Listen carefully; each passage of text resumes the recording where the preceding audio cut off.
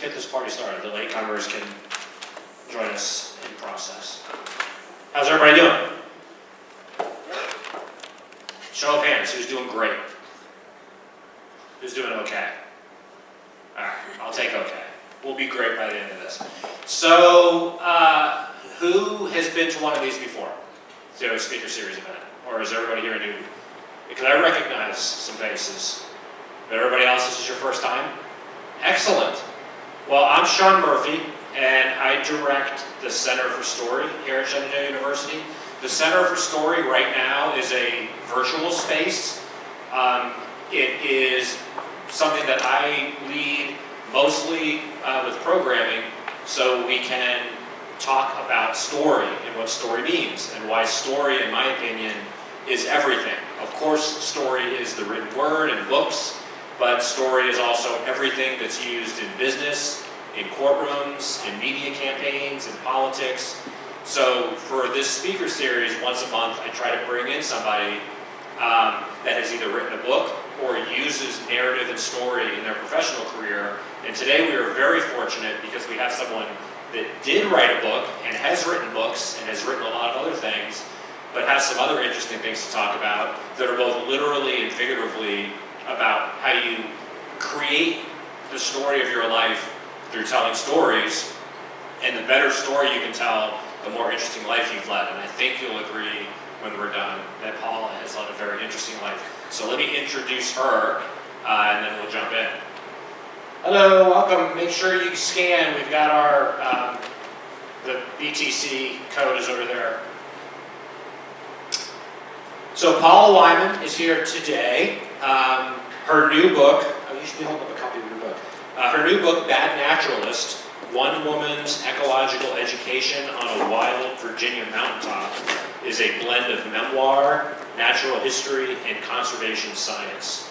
Her first book, You May See a Stranger, won praise from the New Yorker and a starred review in Publishers Weekly.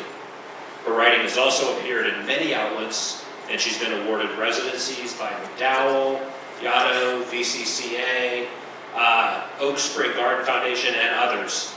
Paula was also co-founder and editor-in-chief of the literary journal Scoundrel Time, and her work on the book Bad Naturalist was supported in part by the Maryland State's Arts Council. How about a round of applause to welcome Paula Whyman? Thank you, Sean. So, as always, these events are very informal. I don't like to wait for Q&A at the end, so as we're talking, if anyone has a question or a comment, just shoot your hand up and we'll get you involved. And I absolutely encourage questions and conversation because that makes it fun. And I will say, we have the opportunity here today with someone who has been in the literary and arts world for decades, so she's got tons of insight and experience for anyone here that is even remotely interested in a possible life in the arts or a nonprofit, what running a literary magazine is like, how to get involved in an ecological adventure, etc. So don't be shy. So Paula, great to have you here. I reckon the best way to start after that introduction is for you to talk about your book and the story behind it, because all books have a story, but this book is a story and it's directly intertwined with your actual life. So give us a little backstory. Okay, sure. Bad Naturalist is a memoir about my attempts to restore native meadows on a mountaintop in the foothills of the Blue Ridge, actually in Rappahannock County.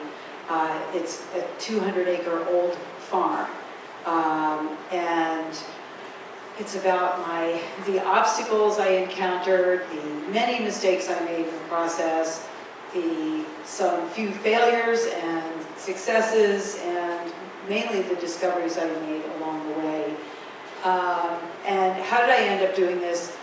When I was a kid, I was really into insects. I'm still really into insects. Like I would search for them under rocks. I would let cicadas crawl on my arms and legs. I would put a praying mantis and a spider in my hand to see what happened.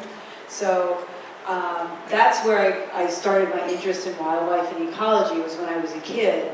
When I got older, I was a junior farmer, taking care of livestock at a local farm.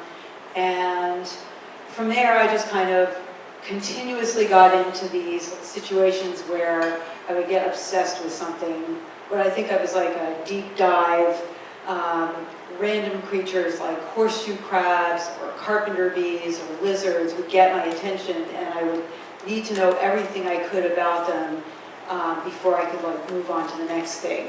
So fast forward a number of years, and my husband and I lived in the city, I lived in the suburbs for a long time, and my husband and I were looking to move out. My husband's an Eagle Scout. You're always an Eagle Scout once you've been an Eagle Scout, and he really wanted to be in a place where he could be outdoors all the time, and I wanted to be able to plant a vegetable garden and raise a few sheep. And at the same time, I had been reading a lot about the importance of native plants to specifically birds and bees, pollinators. I had read a book about bringing native plants back to your yard, and there's a whole movement for that now called Homegrown National Park, where like people all over the country are putting themselves on this map to show that they're trying to replace their lawns with native plants to serve bees and birds and everything. And I had also read this book called Wilding about a woman in England who had over 3,000 acres of farm in her family for hundreds of years that she decided to let return to nature. And that included bringing in animals that would sort of mimic the activity of animals that had once lived there naturally to try to restore the land. So these ideas were really interesting to me, and I thought, okay, wherever we end up, I'm going to plant a small native meadow, like maybe an acre, to serve the local pollinators, the local bee population, and for birds that need the caterpillars to eat and everything. I was going to do that. And so we were looking for a house, and we were looking for this small patch of land and we were looking in Rappahannock County, when somebody said, well, while you're here, you have to go up and see this mountain. and I was like, okay, we'll go. It was kind of like a hike up this mountain and see the view, because there's nothing like it around here. It's just gorgeous. And, so we're like, okay. So we were looking at houses, and we went to this spot where the bottom of the mountain was like a gravel road, but then it ended because the farm had gone to seed. It just hadn't been maintained, and neither had the road. So it was all rocks and roots, and we basically hiked a mile up. And when we got to when we got out of the woods into a sort of open area, because everything had been allowed to grow up, all the plants were over our heads. It was like 6 foot tall, jungle of vegetation. And they had just mowed this path that was just wide enough for a couple of us to walk. So we walked along this path, surrounded by these 6 foot tall yellow flowers.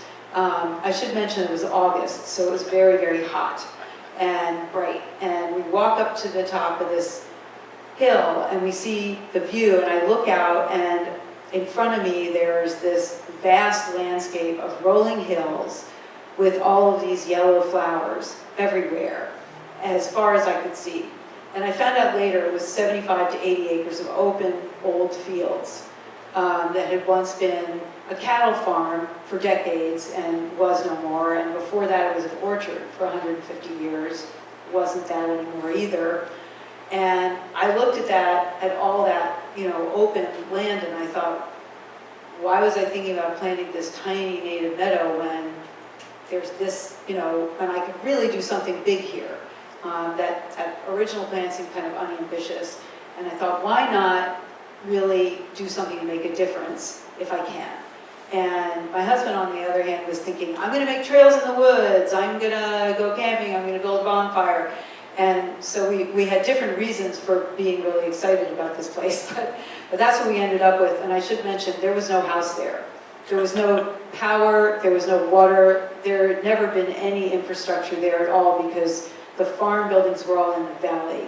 And for some reason, they had decided to drive cattle a mile up this hill. I don't know why, but that's what they did for decades. And so there we were, and that's how I ended up in this place, despite the fact that although I was always really into bugs and other kinds of wildlife, I knew very little about plants. I was a terrible gardener historically. really, wasn't any good with plants at all. In fact, the one lab science I took in college was botany, and I didn't remember any of it. It was just all so sad.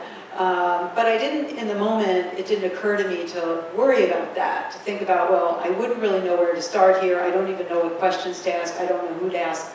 I should have worried about that, but in the moment I didn't. And that's how I started. That's how you started. So I'm curious, who here has heard the expression, write about what you know, especially when it relates to kind of creative writing? You write what you know, you're encouraged to do that, right?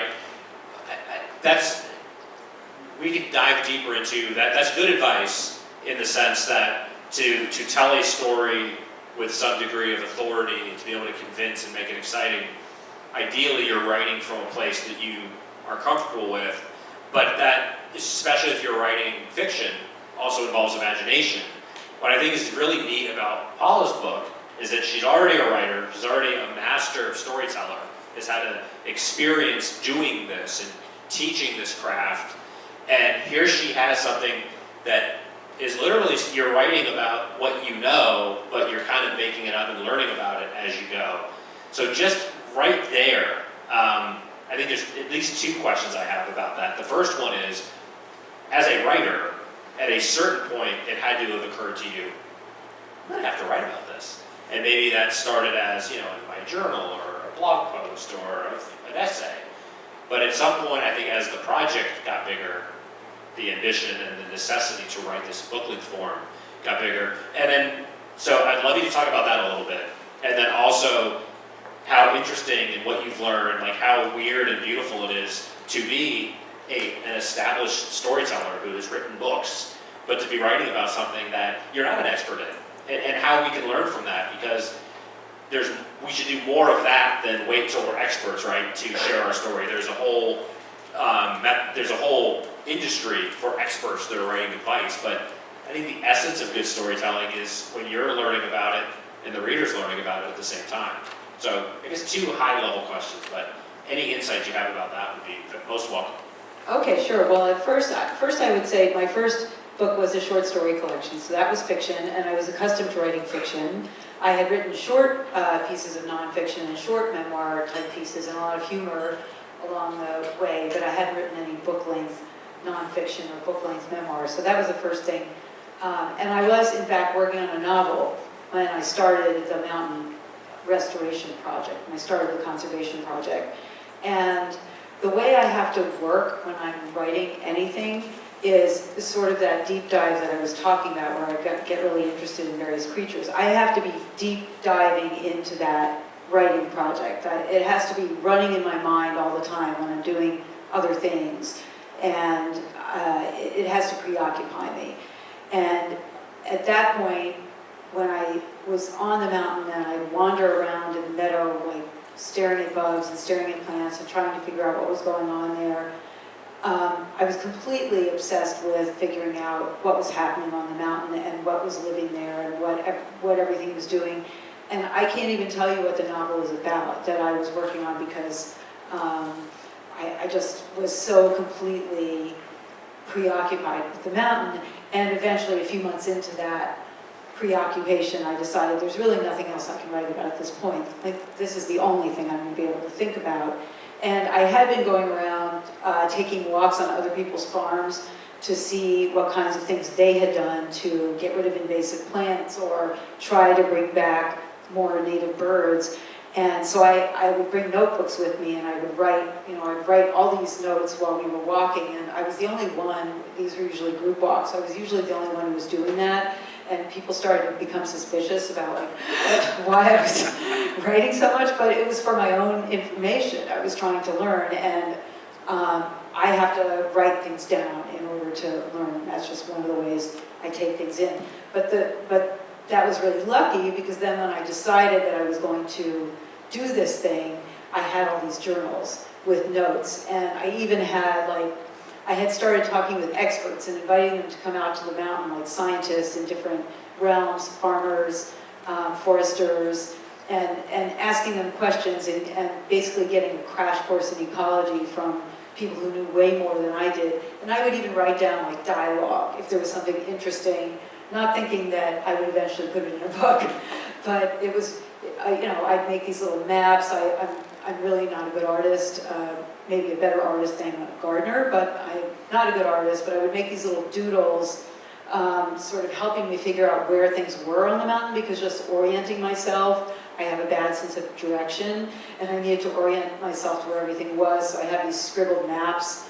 And now, what was your other question? You had another question. Well, I think I was talking about the wonderful tension between knowing story and having your own sensibility, very confident in what you've done. Although all writers have to figure it out anew every time. Whenever we write a new book, it really is like starting from scratch. But I want to really emphasize my own admiration at taking on a project that was once risky. You were learning as you went, and you're very willing to share the painful, wonderful, beautiful experiences, the hard lessons learned. And I think, of course, that applies to life too, right? To have an authentic story, you have to be willing to be vulnerable, you have to be willing to learn, you have to be willing to not be an expert, and how much more enriching that process is once you've really slowed down and taken a big bite out of a project like this. Well, one of the things I would say is that not knowing is a really important part of my process, whether I'm writing fiction or nonfiction. So I don't want to know what's going to happen when I'm writing fiction. I don't write an outline. I just, blindly sort of go forward and try to figure out what these characters would be most likely to do in this situation, and then what would happen next. What's logical? What logical behavior would follow? And if I know what happens, I sort of lose interest if I know what's going to happen. And in that way, this nonfiction project was kind of good because I didn't know what was going to happen. I had no idea from one day to the next what I was going to find, or say when I had a prescribed burn and I burned several acres of the field, I had no idea what was going to grow after that. In fact, I didn't even know if I was going to get to burn the field because I waited a really long time for that.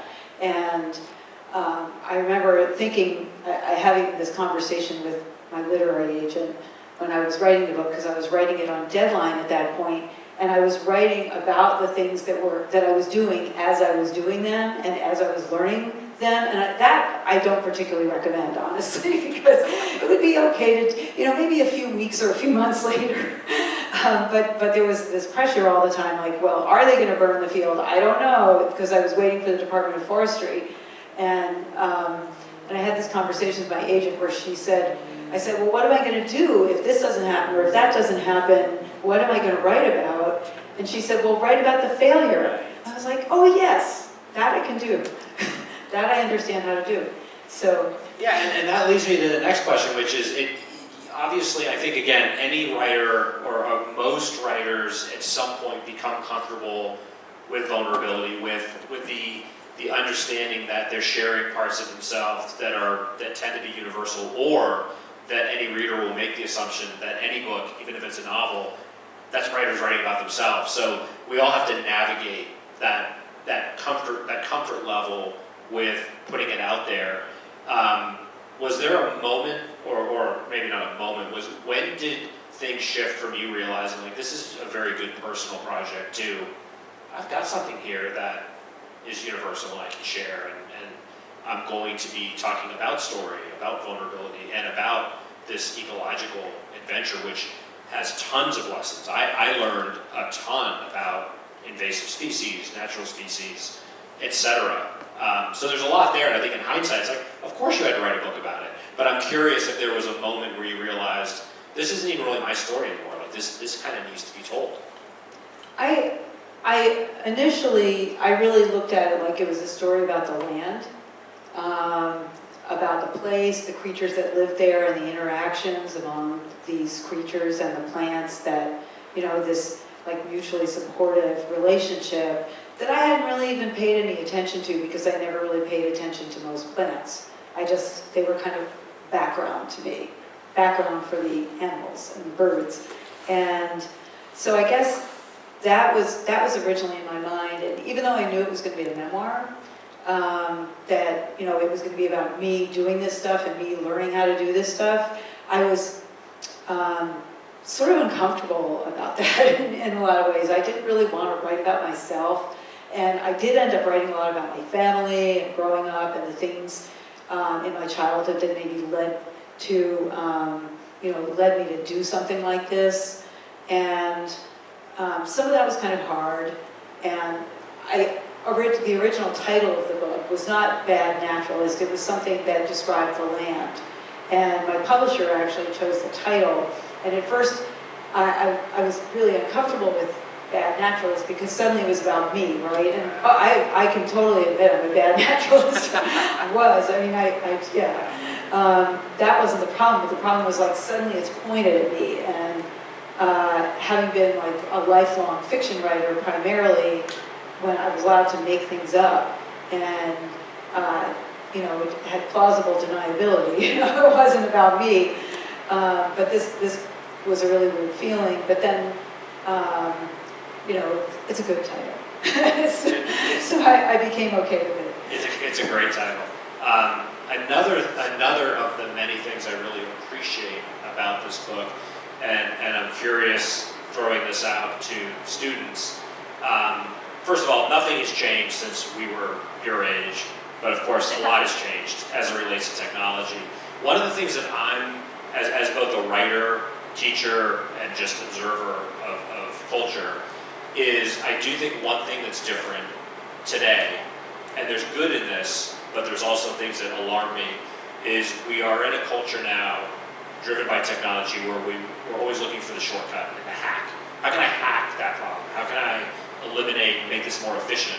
This certainly we're seeing now on a socio-political level, like this obsession with efficiency at all costs. And a lot of good cases can be made for efficiency. Saves money, it saves effort, etc.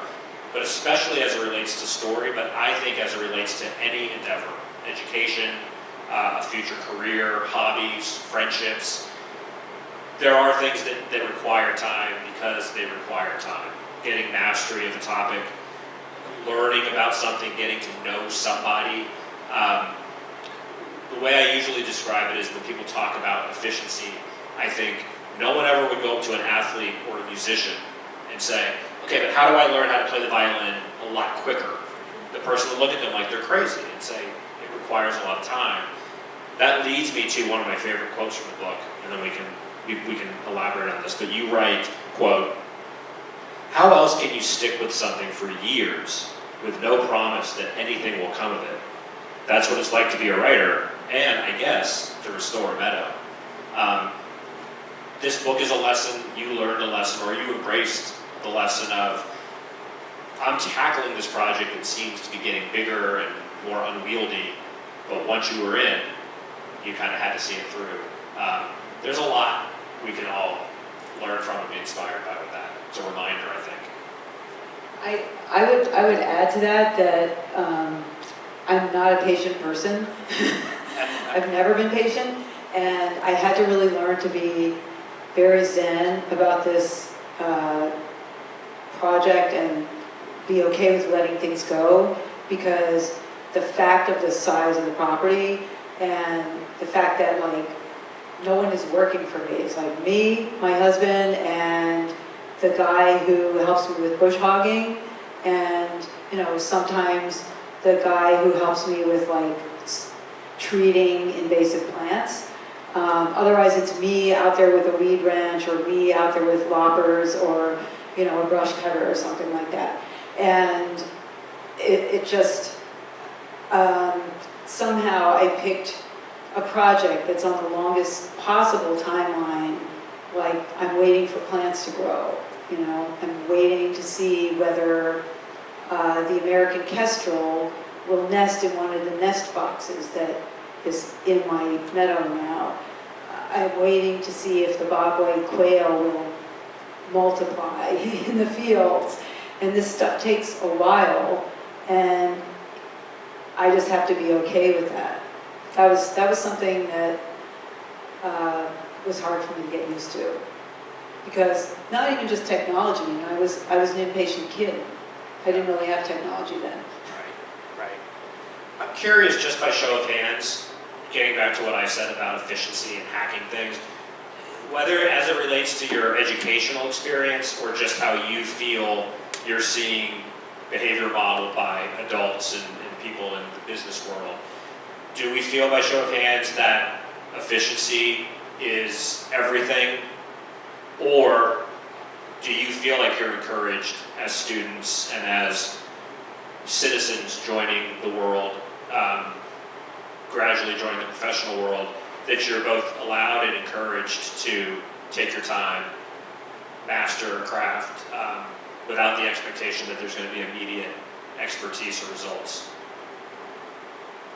How about that last question? Do you feel like you're encouraged to take your time? Or the opposite? Raise your hand if you're like, no, everything's got to be quick. Yeah, that's what I figured. And we're not really happy about that, right? We feel like there's unnecessary pressure because everyone has to be productive. Everyone has to find that solution more quickly, get your classwork done quickly, take that class, get it out of the way, move on to the next thing. I do feel like something that we're losing as we get further into the 21st century is the ability to slow down. And I think it's part and parcel of the gadgets we all carry that makes things more efficient, but it also kind of assumes that we need to be busier and more productive. So, Paul, what would you say, based on your experience and as a storyteller? Because again, I think these broad lessons or conversation pieces are life lessons. Any pieces of advice you have in particular from your experience, both writing the book and the subject matter of the book, for the very things we're talking about, for people that are feeling like, I am in a situation now where I'm at school, I'm supposed to be, and hopefully everyone is, having fun and being encouraged, but feeling this, let's get productive already, and is there a way that we can balance like being productive, being good students, and relaxing a little bit?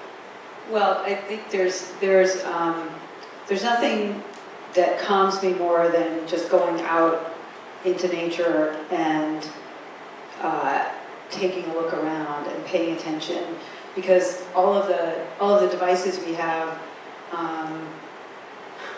fragment our attention, and there's something to just putting it away for a little while and focusing on places and creatures and plants that have nothing to do with those devices. Although I will say I have a really good plant identification app. But I try not to do that all the time. So I would say, for me, slowing down can be spending time outdoors.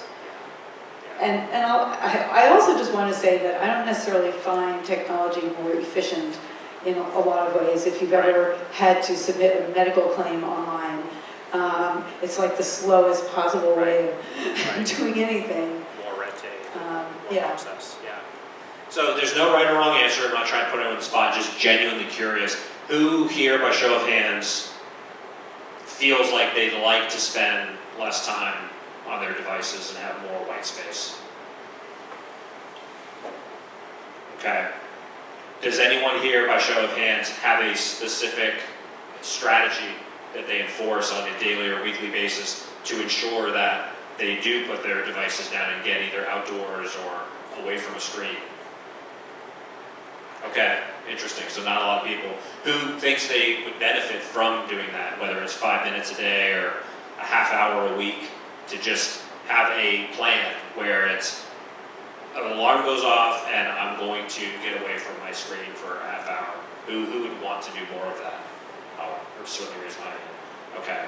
I think talking about a book like this, talking about a process like taking on an adventure dash experience that's imbued with educational, spiritual aspects, is just a good reminder that whatever we're interested in or whatever we're passionate about, we're going to remember and care about those things we did slowly and with care a lot more than the things we did that made us efficient, or however many things we checked off our list that day. I keep coming back to that because I think, again, while the book itself, which I recommend reading, is a beautiful line-by-line work of story, there are all these lessons. And I personally, as someone that has become driven by efficiency in my own way, it's a reminder that there's nothing quite like being outdoors to unplug. It used to be not as much of a cliche as it is now. Like, you have to get outside to get away from your computer. I mean, when we were younger, getting outside was just something our parents told us to do to get us out of the house. But I guess I've already asked that, but any more words of advice or encouragement about how to get involved in something that might start small and lead to something bigger, whether it's something like what you did, or writing, or any hobby or activity. Well, I guess I always recommend looking at the resources where you are in your community and figure out what you're drawn to. If it's, like for me, that's why I volunteered as a junior farmer, because I really wanted to learn about working with livestock when I was a kid. I didn't end up doing it. For a while I wanted to be a large animal vet, but I didn't end up doing it because there was too much death involved, and I thought that would be sad. And now I kind of want to have livestock, but yeah. So I don't know, what I do is I just put my phone away for like half an hour and go outside. And sometimes there's like that momentary sense of panic where it's like not in my pocket, and like, where did I leave it? But and I think that's really normal. But anything that you can do where you can be in a community of people, I think in person or in nature. I think especially now, it's really nice to try to expand your community and connect with more people who have similar interests. And again, if you look at the resources in your community, if there are groups or clubs, and if there isn't one, maybe you could start one, or get some friends together to start one. Yeah. That's what I would suggest. Thank you. Just some way of connecting with more people and expanding the feeling of community. Yay, community. Another show of hands, I'm curious, where are my writers at? Is there anyone in here that's trying or interested in pursuing a career in the arts of any kind? Okay, so not a ton. I still want to ask this question, because I think it, again, relates to the arts, but anything. And I think what we're also kind of getting around is this notion of authenticity. And I think this is important.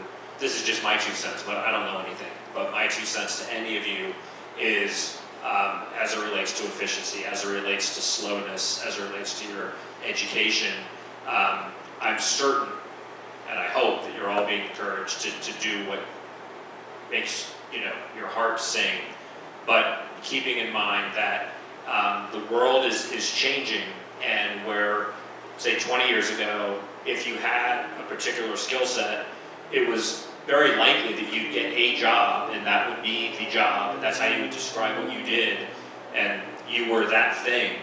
And I think in ways that are actually good and welcome for your generation and the coming generations, I don't think that stability exists anymore. So having a skill set that can be applied to a lot of different things, so that, for instance, say you could work at a nonprofit instead of being a, accountant or account manager. It underscores, I think, the need to be really sure that you're doing something that's going to sustain you over a longer period of time. Because jobs, I think, will come and go. And again, I mean that in a good way. Like, the job market is changing, so you'll have an opportunity to experience different things than maybe people from 30 years ago did. But it's important to not worry as much about how much is this going to pay, or what do people say is the most stable, career path. I think you always want to be cognizant of that, but doing something or aspiring towards something that you're going to feel good about doing is kind of the long game. And again, it's another lesson I learned from this book, that it's a good reminder that how you're spending your days is how you're spending most of your time, and the money will come, but doing things that are meaningful are as important and might lead to opportunities when we get into an adventure. We don't know where it's going to take us. And I would just say, I guess related to that, when I was in college, I really wanted to write, but I didn't think that was a job. So the only job that I knew about that involved writing was journalism. And so I thought, okay, maybe I should major in journalism. And then I went to a panel with a bunch of journalists. There was a reporter from the Washington Post. There was, believe it or not, Howard Stern, who was not then as famous as he is now. And they talked about what it was like to be a journalist. And one of them said, well, if you major in journalism, you'll learn a little bit about a lot of things, but you won't learn a lot about anything, any one thing. And like, it might be better to, study one thing, learn a lot about it, and then you can always, write articles later. So, so that's what I did. I started out as a government and politics major, and I changed to literature eventually because I hated my government and politics classes. But I thought I had to do that. I thought I had to go to law school instead of being a writer, because I thought, well, I can write on the side, but I have to do something that is going to have a reliable income, And then I realized that law school costs a lot of money, and I ended up instead doing a lot of temp jobs until I could do what I really wanted, which was to get a job in publishing. And I did eventually get, work as an editor in a couple of different places, but it took a while. It didn't pay well then, it doesn't pay well now, but I really liked it. And I had really interesting jobs, and, there's something to be said for that. I mean, it was enough, and it meant that on the side I could sort of do the kind of writing that I wanted to do. I had a little extra time, like I wasn't working a million hours, because in a job like that, well, at least back then, you didn't have to work a million hours, and they certainly weren't paying you to work a million hours. And so I could start to do some of my own writing. Just a reminder, questions are welcome at any time.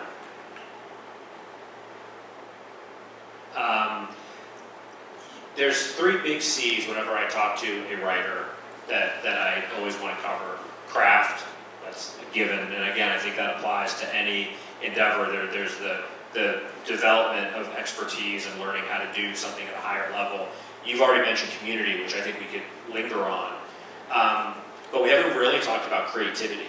And one of the things that I also am very optimistic about for the generation that is emerging into the workforce is that, generally speaking, when I was your age, creativity, people would always kind of like, creativity meant you were writing or doing something in the creative arts. And it still means that today, but I think in the workforce now, being creative, using your imagination, being able to imagine wearing multiple different hats and using skill sets in a creative way, these are all skill sets that are very in demand. What would you say, and I can add on to encourage people that are in any, with any major or looking at any discipline, how creativity matters, and how the interplay of imagination and creativity will fuel good things? I guess the first thing that comes to mind is critical analysis. Creativity and critical analysis skills tend to go hand in hand with each other, because I think you have to be a creative thinker in order to really effectively analyze something, and that's a skill that's important in any job. And actually, writing is an important skill to have in any job. And I don't know if this is a great example, but my first job as an editor was at a place that published free real estate magazines. It wasn't like, oh, I was working for Random House all of a sudden. I was working for a place that published the magazines that you could get free in those newspaper boxes on the street. In particular, this 640-page brick called the DC Apartment Shopper's Guide. And I was copy editing the little descriptions of apartments complexes that were on each page. And that, when you think about creativity, well, how much creativity can you apply to the description of an apartment building? But you can, and of course the advertiser, because these were all paid ads, the advertiser had to accept it. But the number of times that a place was described as offering the lifestyle you deserve, which is really a double-edged sword. Like, I thought it was a really fun job, and the people I worked with were really interesting people. There were artists there who, were doing the layout for the magazines, and on the side they were, doing like visual art creatively outside of work. So those skills feed each other. Yeah. But when I talked about critical analysis, I think critical analysis is something that is important in every job. If you're an engineer or an accountant or any, in sales, you have to be able to, if you have good critical analysis skills, it will give you an edge over, people who don't, in just about any job. And to get those skills, I think it helps to study literature, honestly, because that's how I learned critical analysis. It was examining, other good writing, and, fiction and nonfiction, poetry, and trying to figure out what it was actually saying. And maybe what it was saying was not what the author thought they were saying, but it was a really interesting thing to do that, and to talk about it with other students. So that, I thought, really put me in a good position, having studied literature. So, thank you for that. And I think it would be worthwhile to linger a little bit on the community too. You already articulated some great thoughts about that. I think, again, as we're talking about where everyone is now, but where you will be, another thing that I'm intrigued by is in our cultural situation right now. I think with social media, the way politics is now, people are more able to curate their own experience and be around people that agree with them. I think it's never been more important to be exposed to different points of view and be comfortable around people that maybe don't share your background or experience, because again, when we're entering the world, these skill sets, being able to interact and work and collaborate with all kinds of different diverse people is a real skill set. And when we talk about community, we're talking about being part of a community, but also then when we curate our experience, having people around us that are kindred spirits. We cultivate and find the people that we feel inspired by, or we feel encouraged and supported by. But I look at that so often as an adult and what that's done for me, and I wonder if we can make sure we're figuring out how we apply that to people that haven't been in the workforce yet, or people that are amongst a ocean of other students and other people, and how to be an active member of a community. Any thoughts about that, or words of encouragement to solicit that and seek that out? Seek out community. Yeah, seek out community, or what community means to you, and how it's how it's interacting with you and both in your personal and professional careers. Well, I would say that it took me a while to find a literary community, like a community of writers and artists that I felt at home with, and that sort of happened gradually. The more I wrote, the more I went to workshops that were offered, outside of, after work, I would go to these workshops that were offered in my neighborhood, and eventually I went to grad school. But before that, I was going to these neighborhood workshops, I was joining writing groups, people who were trying to write stories, and we would critique each other. And also just other outside interests, like I was also on my neighborhood civic association for about a dozen years. And that was because I was very interested in what was happening in our community, and I thought I could have an impact. So like I helped fix the playground in our community.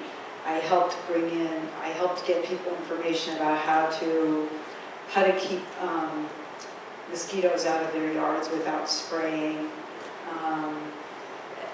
And I interacted with a community of people who had similar interests. So if you follow your interests, you also kind of find that community. And you mentioned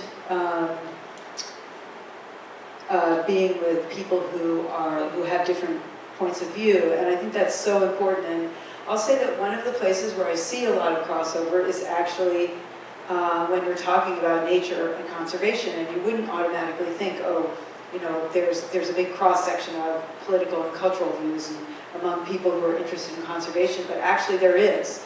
And that's the one place that I've seen where I don't see those conflicts like rising up. And like everybody's interested in maintaining the view shed. Everybody's interested in, you know, keeping the natural beauty of a place. Hunters are interested from the perspective of, you know, preserving, you know, the prey animals. And farmers are interested from the perspective of being able to, you know, grow crops and raise their livestock. And naturalists are interested from the perspective of restoring native meadows. And those interests all intersect. And so it always feels good to me to be in those rooms with people who are coming at it from different angles like that. The other thing I'll say is in the current, really in any time, I'll go back to critical analysis and say you can get those critical analysis skills not just from reading literature, but from analyzing any kind of, you know, work. And one thing that I think it is important to take a civics class.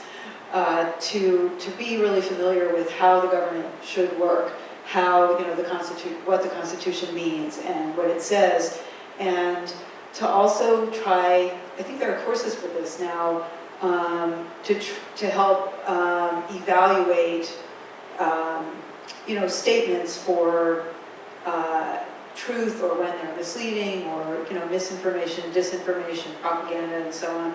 And I think critical analysis really helps evaluate, you know, politically and culturally what people are saying and how to trust when something is, you know, sincere and truthful. Yeah, excellent. I feel I would be remiss anytime I have a writer with me, especially if I'm in a room of people that aren't writers. Or it didn't sound like there were a lot of people in here by show of hands earlier that want to write, and that's great. The world's already full of writers, but I think you and I would both agree, but I want to hear your thoughts about the many different layers of reward that come from writing, even if it's just private, being able to express as a form of practice, as a form of expression, as a form of creativity, as a form of how to communicate thoughts in a more effective, kind of focused way. Do you have a pitch for anyone that doesn't necessarily write or see the power of writing, and how that can be both enriching and perhaps very beneficial for professional development? Yeah, you mean writing for yourself versus writing for others? Yeah. Yeah, I don't think that you have to be writing for others if you are moved to just get your thoughts down on paper or on your laptop or your phone or whatever. I take memos on my phone all the time when I have an idea or a thought or something like that. And I think sometimes it's helpful just to get it out. and it doesn't have to be for anybody. I think it's sort of like, can be cathartic. Totally. Show of hands, is anyone here that would say they don't want to write, they don't want to share with anyone, but does write thoughts that only they look at, whether it's in a journal or their iPhone? Okay. Anyone that, based on this conversation, is thinking, maybe I should give that a try? All right.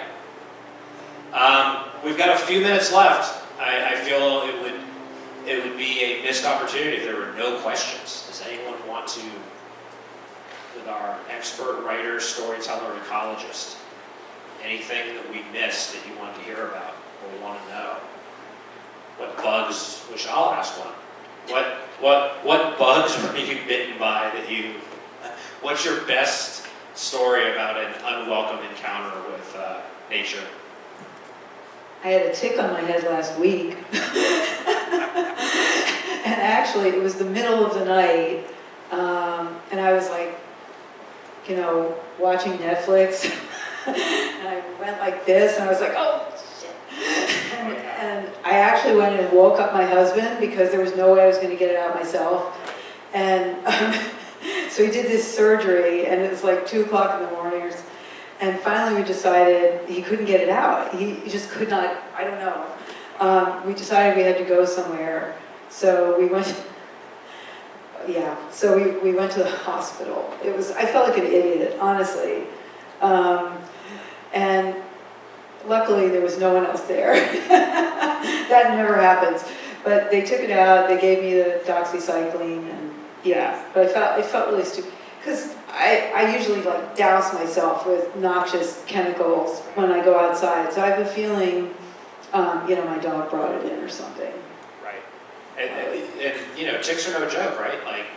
One of my friends has alpha-gal, the thing that makes you allergic to beef. Yes. And I know a dozen people with Lyme. So it's, you don't know. But I don't get worried about bee stings and stuff like that. I remember I get really close to insects to take pictures of them, and unless they start getting, start moving, I don't really worry about it. Maybe I should. No, I think ignorance is bliss. I'm terrified of ticks and whatever I would encounter, which is another opportunity for me to thank you for writing this book, because I think it shows that a good story really does allow us to experience something on a very deep, memorable level without having to do it ourselves. And this book did encourage me to get out more, to stop and smell the roses, as they say. But I don't feel like I have to change my life. I was able to take a lot of good lessons and apply them selectively, because, unless there's a profound experience in one's life, I don't know if you can go from being an indoory type person to a big nature lover. But you're kind of a work in progress on that front, right? Yeah. Well, I think I think really it doesn't have to be an outdoor thing. It could just be there's some ambitious challenge that you've always wanted to do, or that occurs to you to do, and maybe you just take the leap and try it, and don't automatically assume you can't do it. I guess that's kind of what happened to me, that I figured I learned how to groom my standard poodle. I could probably learn how to I don't know. That's a big stretch. I also just wanted to say that if you're ever concerned about bees or wasps, well, maybe a lot of people already know this, but only the females sting. So if it's a male, don't worry about it. I usually don't get close enough to the bee to, hey, you a male or a female? Yeah. I run I'm first. not sure how to tell. I run first and ask questions later. Well, I think that's a good note to end on, which is whether it's story through creativity or how we're talking about applying this to life. So much of the storytelling I do in the creative life is creating these little problems that only you can solve. And I think, again, there's a life lesson there in terms of keeping oneself engaged, wanting to learn, be curious about things that you don't need or want to be an expert in. Learning about things that you're not going to make into your life's work, but that keeps you interesting and it keeps you interested in other people.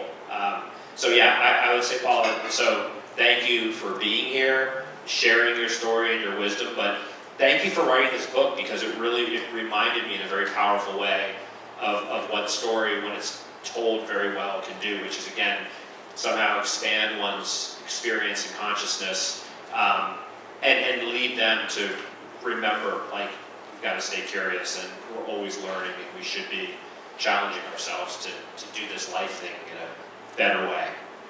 Well, thank you so much for having me. I really enjoyed being here, and thank you all for coming. Thanks everybody for being here. Make sure you get your Beyond the Classroom credits. They're in the front and the back if you need to scan it. If you think of questions later, you're just being shy, which we'll work on. I'm not a fan of that. You can shoot me an email and I'll make sure Paula gets it and we'll get back to you. But thanks everybody for coming out. Enjoy the rest of your week. And now that it's spring, go out and get your nature on. Thanks, Paula, for being here. Thank you. And thank you all for coming out. It's good to see you guys.